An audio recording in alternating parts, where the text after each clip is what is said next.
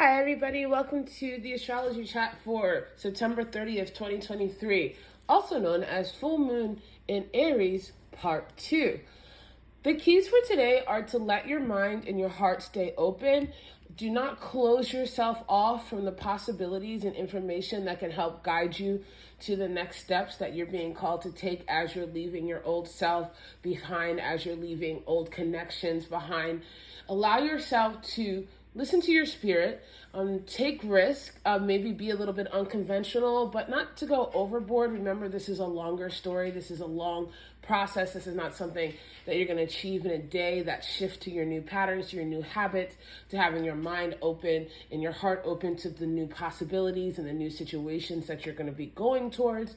And then once we have all of this mixture happening, we're going to have a short void, and then things are going to stabilize, and you're going to want to kind of be more at home and more in your body and more processing and, filtering the things that you've realized and experienced of the day. And I say this because we have the moon in Aries for the first half of the day. Then the moon is going to go void at 5:49 p.m. Eastern Standard Time. And then about 3 hours later, move into Taurus at 9:17 p.m. And so there's a lot of connections going on today. We have the Mercury and Uranus and the Sun are playing with each other a lot today. So there's a lot of energy about like wild cards, about information, about the unexpected, especially Mercury trining Uranus. There is this opportunity for new information, for communications that are going to help you have new approaches and new ideas to things. We do have the Sun also is going to be in this energy of wanting to play around, wanting to express itself. Remember, this is the Sun in Libra. So you're figuring out how to play out these new feelings and ideas about yourself with other people.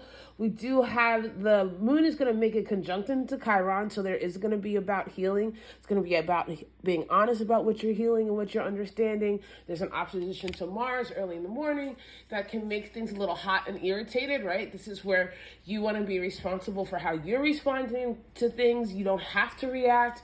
You don't have to throw a tantrum. You can just make a silent change, right? Not every war move has to be loud. Not every strategy or most strategies should not be announced. So keep that in mind. Just make a move. There's going to be conjunction to the North Node. So you're going to want to be out and about, or you're going to be wanting to do what really makes you happy, right? This is the North Node in Aries. So whatever your spirit or your body is telling you to do for yourself, go and pursue that over what other people might think about it. And that's going to be helpful to do, especially with this Uranus energy, because there's one thing about Uranus is like, it's going to do what it wants to do regardless of what other people think about it. And that's not necessarily a bad thing. Then the moon is going to make a square to Pluto right before going void. And there's going to be this kind of deep intensity. There's going to be this like, and why am I doing this? What am I doing this for? Is this in line with my subconscious? Is this coming from my subconscious? Is this going to heal my subconscious? Again, that kind of consolidation of power and understanding of who you are and what you're doing.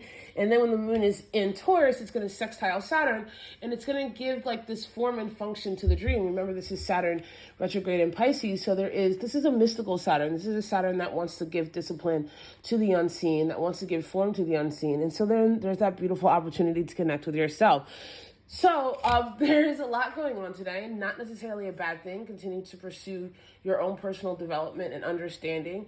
Continue to walk away from people and places and things that no longer serve you. And that doesn't necessarily mean that you're going to right away meet the right people, but it does mean that you're meeting yourself in a better way. And that will eventually lead to you being in the circles, people, places, and things that do serve you. So overall, I think it's actually a really beautiful day. Have fun. Be safe if you are in New York and the flooding areas, and just, take your time. Love yourself. I love you guys so much. I'll see you tomorrow.